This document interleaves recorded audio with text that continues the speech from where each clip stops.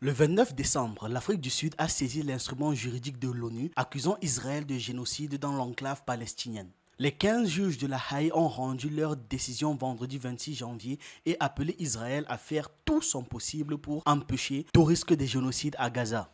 La Cour de justice de la Haye, la plus haute institution juridique de l'ONU, s'est prononcée vendredi 26 janvier après la plainte de l'Afrique du Sud contre l'État hébreu pour génocide. L'Afrique du Sud avait saisi la juridiction en urgence disant qu'Israël violait la Convention des Nations Unies sur le génocide signée en 1948 à la suite de l'Holocauste. Après les plaidoiries des deux pays, la décision très attendue est tombée. Sans ordonner de cesser le feu à Israël, la Cour demande à Tel Aviv des mesures immédiates et efficaces pour permettre l'entrée et l'aide humanitaire à Gaza. Les juges demandent également à Israël de prévenir et de punir toute incitation génocidaire. Une victoire pour la diplomatie sud-africaine. Avant qu'on ne continue, pour les nouveaux sur cette chaîne, on parle de culture africaine, d'actualité, d'histoire et on fait des analyses. Aussi, notre équipe offre des services d'animation, de modélisation 2D, 3D et de montage vidéo. Au besoin, contactez-nous à ce numéro et il y a des informations complémentaires en description. Revenons au sujet. À l'annonce des recommandations de la Cour, les membres du gouvernement sud-africain ont dansé pour célébrer la prise de position des juges. Les responsables sud-africains ont salué une victoire décisive pour l'état de droit international et une étape importante dans la quête de justice pour le peuple palestinien. Ils ont dansé, pourtant la victoire n'est pas complète. Les autorités sud-africaines en sont bien conscientes, je pense. Je pense qu'ils en sont bien conscients. Elles espéraient que la Cour impose un cessez-le-feu immédiat à l'armée israélienne et que les juges aillent plus loin dans leurs recommandations sur l'intention génocidaire ou non d'Israël dans la riposte aux attaques du Hamas contre le territoire le 7 octobre dernier.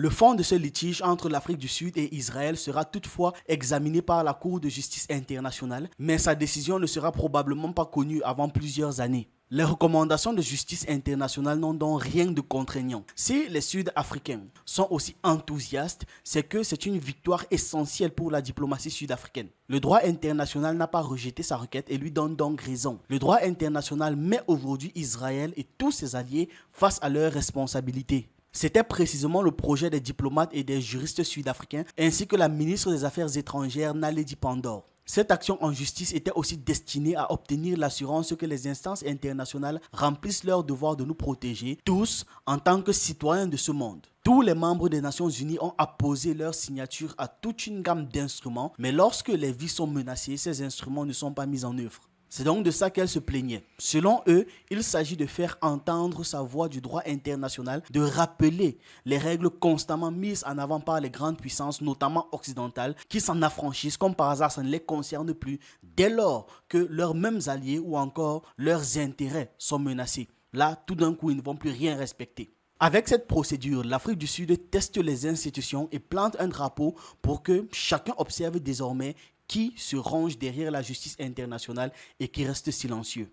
Cette opération a été menée par l'Afrique du Sud au nom du Sud global où les pays ont trop régulièrement souffert de la toute-puissance coloniale. En Afrique du Sud, la situation de la Palestine fait directement écho à la période d'apartheid et au combat commun mené dans le passé par l'ANC de Nelson Mandela et l'OLP de Arafat en Palestine. Aujourd'hui, au pouvoir dans le pays, l'ANC domine la vie politique sud-africaine et son président Cyril Ramaphosa mise énormément sur la diplomatie. Une politique étrangère non alignée réclamant une réforme du Conseil de sécurité des Nations Unies. Il convient de souligner que cette approche politique motivée par des raisons moins nobles pourrait lui offrir l'opportunité de restaurer sa réputation sur le plan national, notamment quelques mois avant des élections générales. Pour ceux qui ont manqué l'affaire, on va passer en revue la plainte de l'Afrique du Sud contre Israël. La plainte déposée par l'Afrique du Sud contre l'État d'Israël n'accusait pas l'État d'Israël de génocide, mais de laisser des éléments de ses forces de sécurité le pratiquer. Elle se fonde sur les intentions énoncées par des responsables politiques et militaires sur l'observation des pratiques israéliennes depuis 75 ans vis-à-vis de l'ensemble du peuple palestinien et enfin sur la manière dont il se comporte à Gaza actuellement. L'Afrique du Sud avait déposé plainte contre Israël devant la Cour internationale de justice. Elle demandait que les magistrats fixent des mesures conservatoires afin de prévenir un génocide à Gaza. La Cour internationale de justice ne doit pas être confondue avec la Cour pénale internationale. La Cour internationale de justice provient directement des rencontres organisées par le tsar Nicolas II à La Haye en 1899 et en 1907. Elle fut créée sous le nom de Cour permanente de justice internationale et fut la première juridiction internationale. Elle a pris son nom actuel lors de la création des Nations Unies, dont elle est la seule juridiction statutaire. Elle juge les différends entre les États sur la base du seul droit international, c'est-à-dire des engagements écrits de chacun d'entre eux. Au contraire maintenant, la Cour pénale internationale est une invention des États-Unis qui d'ailleurs ne la reconnaît pas eux-mêmes. Et ils ont inventé ça avec leur valet de toujours, l'Union européenne, à la dissolution de l'Union soviétique. Elle juge des hommes constituant une sorte de tribunal de Nuremberg permanent. Dans la pratique maintenant, elle n'a jugé que des personnalités résistantes à l'impérialisme occidental. D'ailleurs, l'un de ses précurseurs s'est comporté comme un agent de l'OTAN, n'hésitant pas à mentir pour aider l'Alliance Atlantique dans sa conquête de la Libye. Il existe d'autres cours internationales tout aussi contestables que la Cour pénale internationale. Je peux citer là le Tribunal pénal international pour l'ex-Yougoslavie, le Tribunal pénal international pour le Rwanda, le Tribunal spécial pour la Sierra Leone et la Chambre extraordinaire au sein des tribus cambodgiennes. Tout ce que j'ai cité ici, il faut mettre ça à la poubelle. Une mention spéciale doit être décernée au prétendu tribunal spécial des Nations Unies pour le Liban qui, contrairement à son nom, n'est même pas un tribunal à proprement parler, mais un arrangement entre le secrétaire général des Nations Unies Kofi Annan et le premier ministre démissionnaire du Liban Fouad Siniora. Il visait à condamner les présidents libanais et syriens Émile Lahoud et Bachar el-Assad, mais c'est terminé de manière grotesque avec des juges corrompus, de faux témoins, le refus d'examiner des preuves médico-légales, etc.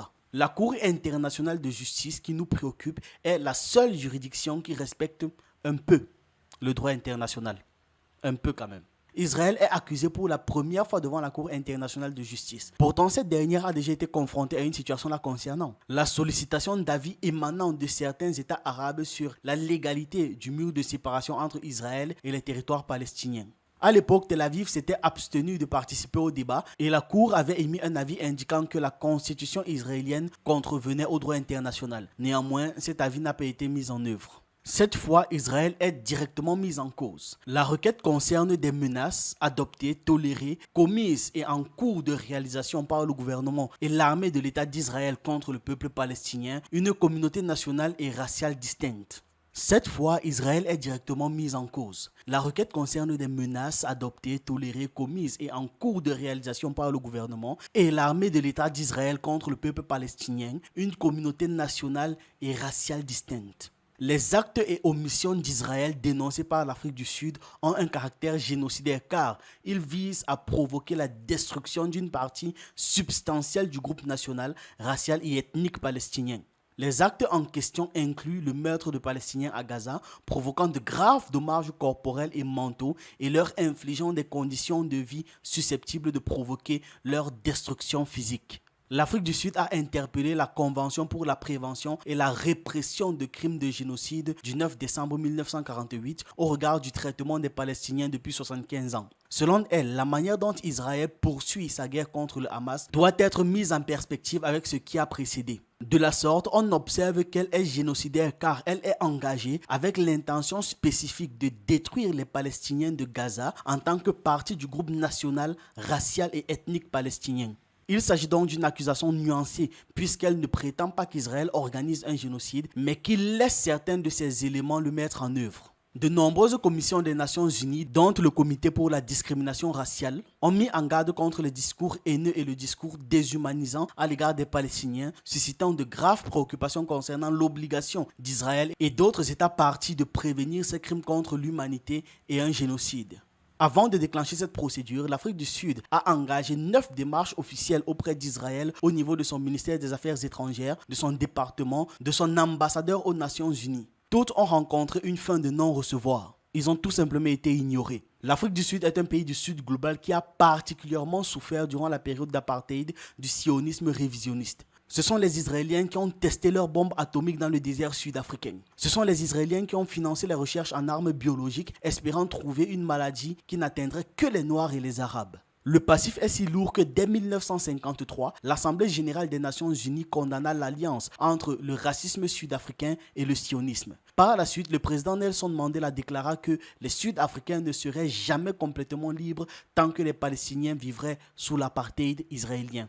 Donc, en résumé, l'Afrique du Sud accuse Israël de génocide à Gaza, citant des attaques militaires graves, des destructions massives, des pertes humaines considérables et des déplacements forcés. Les autorités israéliennes sont également accusées de violation des droits de l'homme, de déshumanisation et de ciblage délibéré de civils. Les dirigeants israéliens dont Netanyahou et Herzog sont cités pour avoir exprimé leur intention génocidaire. L'Afrique du Sud demande à la Cour d'ordonner l'arrêt immédiat des opérations militaires israéliennes, la prévention du génocide et des rapports réguliers d'Israël à la Cour. Et cela a été fait. L'Afrique du Sud a eu gain de cause. Elle est intervenue parce qu'elle avait un passé avec les sionistes. L'Afrique du Sud est intervenue parce qu'elle s'est sentie concernée par ce qui se passe en Palestine. Je me demande si la Palestine aurait fait la même chose pour l'Afrique du Sud. Dites-moi ce que vous en pensez en commentaire et on se retrouve dans une prochaine vidéo. Pour les nouveaux, sur cette chaîne, on parle de culture africaine, d'histoire, d'actualité et on s'édifie sur un ensemble de choses qui nous permettent d'anticiper et d'être prêts à toute éventualité. Je vous encourage donc à regarder nos anciennes vidéos. On a plus de 400 thèmes déjà traités et si vous voulez plus de contenu, vous pouvez vous abonner à nos autres chaînes YouTube en fonction de vos centres d'intérêt. Sur Ekima, on parle d'économie et de sciences humaines. Sur Hassani, on parle de jeux vidéo et de divertissement. Si ça vous intéresse, les liens sont en description.